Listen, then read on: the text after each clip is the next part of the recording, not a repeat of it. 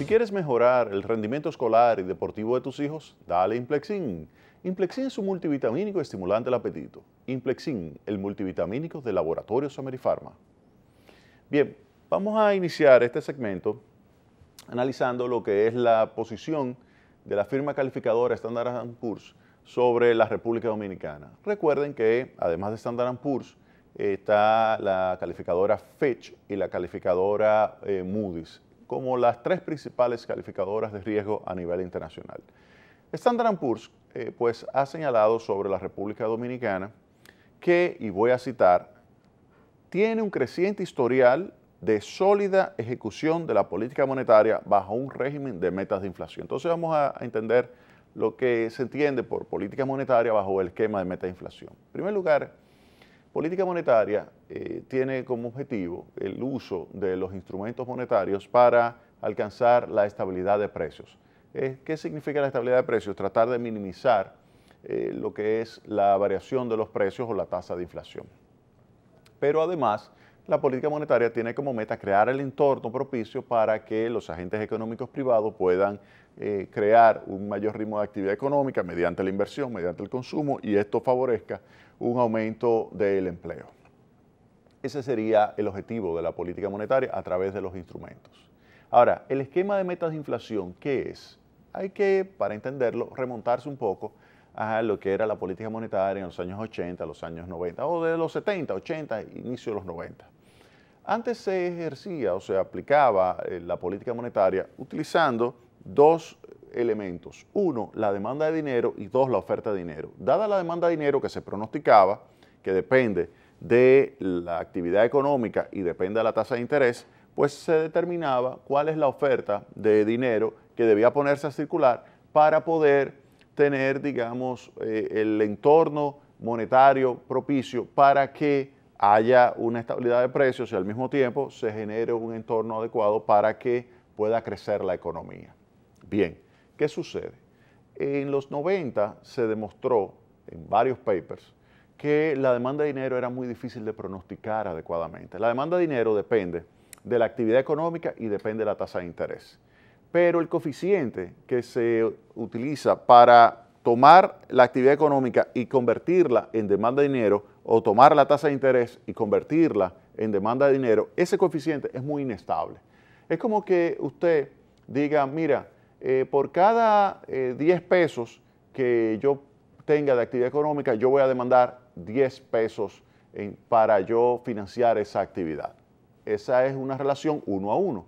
Pero ¿qué sucede si en vez de ser una relación 1 a 1, es una relación en realidad de 2 a 1? Es decir, que yo voy a requerir, en vez de una unidad monetaria, requiero 2 unidades monetarias. ¿Eso qué significa? Que si yo no puse a circular 20 unidades monetarias, sino únicamente 10, porque yo pensaba que la relación era 1 a 1 y puse solamente a circular 10 para financiar esas 10 actividades, pero la verdadera relación era 2 a 1 y yo requería en realidad 20 unidades monetarias y solamente puse a circular 10 porque creía que ese era el correcto. Cuando yo ponga a circular únicamente 10, no se va a poder llevar a cabo todas las actividades porque solamente habrá 10 unidades monetarias cuando se requerían 20 para financiar las 20 unidades de actividad económica. Ese era uno de los problemas fundamentales a la hora de tratar de definir la política monetaria utilizando la demanda de dinero. Entonces, ante esa situación, varios países, Inglaterra, Nueva Zelanda y otros países más, Chile fue el de los primeros, decidieron estos países pues ir cambiando la forma en que se ejecutaba su política monetaria hacia esquemas de metas de inflación, donde decían, mira, nosotros lo que vamos a tener es una política monetaria donde podemos tener varios instrumentos, pero hay uno principalmente que es la tasa de interés, pero podemos tener también los movimientos de los certificados del Banco Central, podemos tener las reservas internacionales netas y otras variables más que se pueden estar utilizando, pero básicamente la tasa de interés es el fundamental. Y con esos movimientos yo puedo alcanzar ya la meta de inflación sin tener que pasar por la demanda de dinero. Me olvido de la demanda de dinero. Voy directamente a lo que es la relación tasa de interés hacia inflación.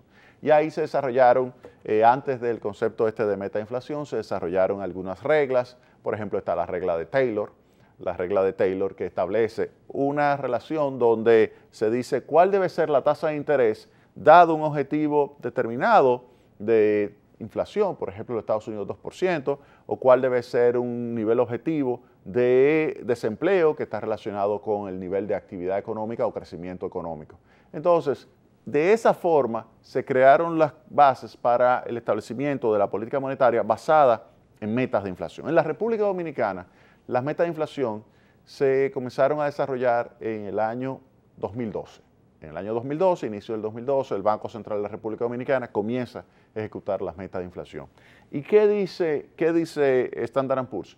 Que, y vuelvo y repito, cito, la República Dominicana tiene un creciente historial de sólida ejecución de la política monetaria bajo un régimen de meta de inflación. Es decir, que ha estado ejecutando adecuadamente su política monetaria basada en esas metas de inflación. Yo le voy a decir a ustedes lo siguiente, mire, yo estimé hace unos meses varios modelos econométricos donde determinaba lo que es el impacto de la política monetaria que se está ejecutando sobre la meta de inflación. Y se verificó en esos modelos econométricos cómo la ejecución de la política monetaria basada en metas de inflación ha ayudado significativamente a estabilizar la tasa de inflación. Si ustedes ven la tasa de inflación cuando no hay meta de inflación y cuando hay meta de inflación, se ve claramente cómo está baja.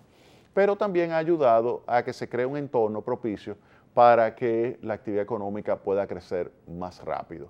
Y entonces ahí uno puede concluir que la política monetaria ha sido adecuada. Y eso lo afirma ahora Standard & Poor's, algo que nosotros hemos ya demostrado, como yo señalé ya en varias ocasiones, pues econométricamente.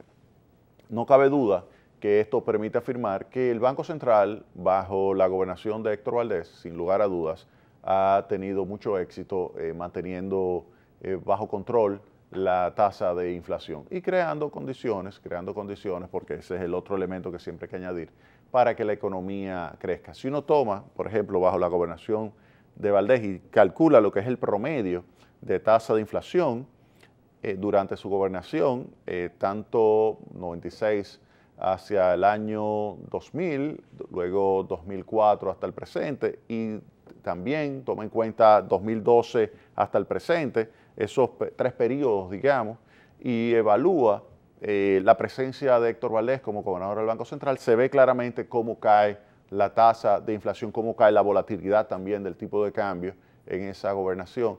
Pero además, después del 2012, con la entrada de metas de inflación, la combinación de la gobernación de Héctor Valdés más metas de inflación, pues ha ayudado todavía a que se estabilicen más los precios, a que la tasa de inflación sea menor y que se creen condiciones para que pueda crecer más rápido el Producto Interno Bruto. Así que ese primer punto de Standard & Poor's, pues es algo que nosotros ya habíamos demostrado econométricamente y lo presentamos recientemente en una conferencia que organizó con expositores internacionales la Superintendencia de Bancos de la República Dominicana.